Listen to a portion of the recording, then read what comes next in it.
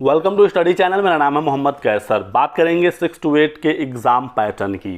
बिहार में एक और भर्ती होने जा रही है, तो क्या इसका पैटर्न होगा ये आप जान लीजिए। नवंबर महीने में ही फिर से 1 लाख से अधिक पदों पर भर्ती आने जा रही है।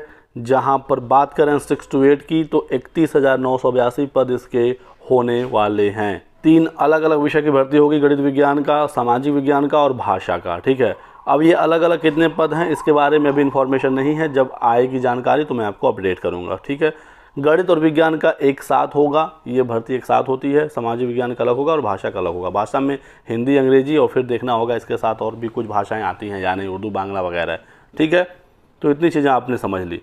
बात करते हैं एग्ज़ाम पैटर्न की। तो एग्ज़ाम पैटर्न में दोस्तों जो पहला पेपर है जो आपने अभी देखा भर्ती हुई है प्राइमरी, माध्यमिक और उच्च माध्यमिक की, यहाँ पर एक पेपर हुआ था भाषा का। ठीक है, लैंग्वेज वाला एक पेपर हुआ था, वो पेपर यहाँ पर भी होगा, जिसमें 25 क्वेश्चन आपका इंग्लिश था और 75 क्वेश्चन आपका हिंदी था। तो ये पेपर यहाँ पर भी देखने को मिलेगा। इसमें पास करना ज़रूरी होता है। 100 में 30 नंबर आप ला देंगे, आप पास हो जाएंगे। इस पेपर का क्वालिफाइंग नंबर ही आपको लाना होता है। मेरिट में इसका कोई भी योगदान नहीं होता है। आप 30 लाइए या 90 लाइए, ठीक है, लेकिन आप पास होने चाहिए। और अभी जो भर्ती हुई है प्राइमरी में सिर्फ 4800 बच्चे लैंग्वेज वाले पेपर में फेल हो गए हैं। तो काफ़ी इजी पेपर आया था, उसके बावजूद छात्र फेल हो गए। तो इसका भी आपको ध्यान दीजिएगा कि हिंदी और इंग्लिश भी पढ़ते रहिएगा। ठीक है, तो ये पेपर आपका हो गया। इसके बाद आते हैं मेन पेपर पर। ठीक है, जो मेन आपका पेपर है ये टोटल 120 क्वेश्चन का होगा। 120 क्वेश्चन आएंगे 120 नंबर के लिए। ठीक है, अब इस 120 में 80 + 40 में ये बटा होगा, जो आपका मेन पेपर होगा जहाँ से मेरिट बनेगी।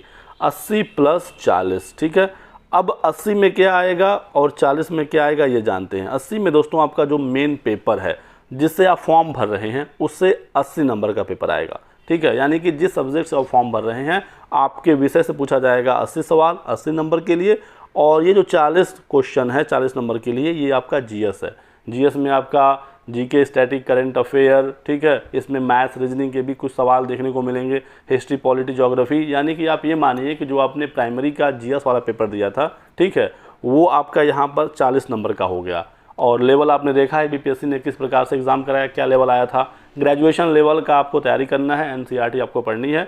तो ये आप समझिएगा 6 to 8 की पूरी एनसीईआरटी आप पढ़ डालिए, आप काफ़ी बेहतर करेंगे। ज़्यादा कोचिंग वगैरह और इधर उधर के चक्कर में मत पड़िएगा। ठीक है, तो 40 नंबर आपका हो गया GS, GK, current affair, maths, reasoning, ये सब कुछ मिलाकर। बाकी जब नोटिफिकेशन आएगा, सिलेबस आएगा डिटेल में, तो मैं उस पर आपको एक एक चीज़ अच्छे से बताऊंगा। फिलहाल आप तैयारी शुरू कर दीजिए, क्योंकि यदि आप तैयारी में लेट करेंगे तो विज्ञापन आने के बाद बिल्कुल समय नहीं मिल रहा है तैयारी करने के लिए। आपने देखा ही, मुझे बताने की ज़रूरत नहीं है। ठीक है, और ये जो 80 नंबर है ये आपके विषय से आएगा।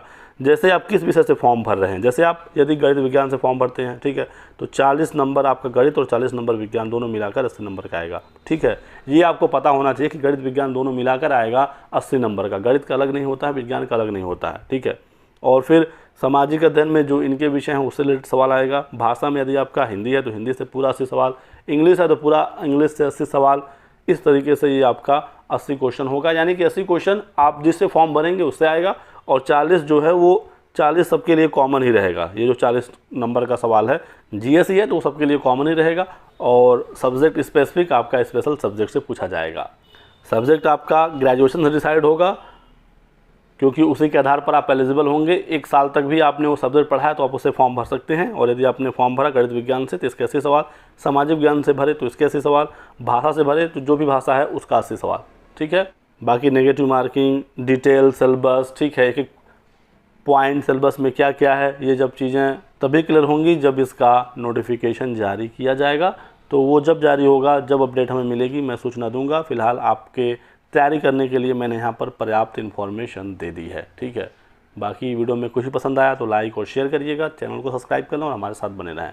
ठीक है, मेहनत आपको करना होगा तो ही जाकर आप इसमें एक नौकरी निकाल पाएंगे, नहीं तो आपने देखा ही प्राइमरी में क्या हुआ। ठीक है, एक मिनिमम क्वालिफाइंग नंबर भी होता है, आपको पता ही है, वही इसमें भी रहेगा, लेकिन उतने भर से काम नहीं चलेगा।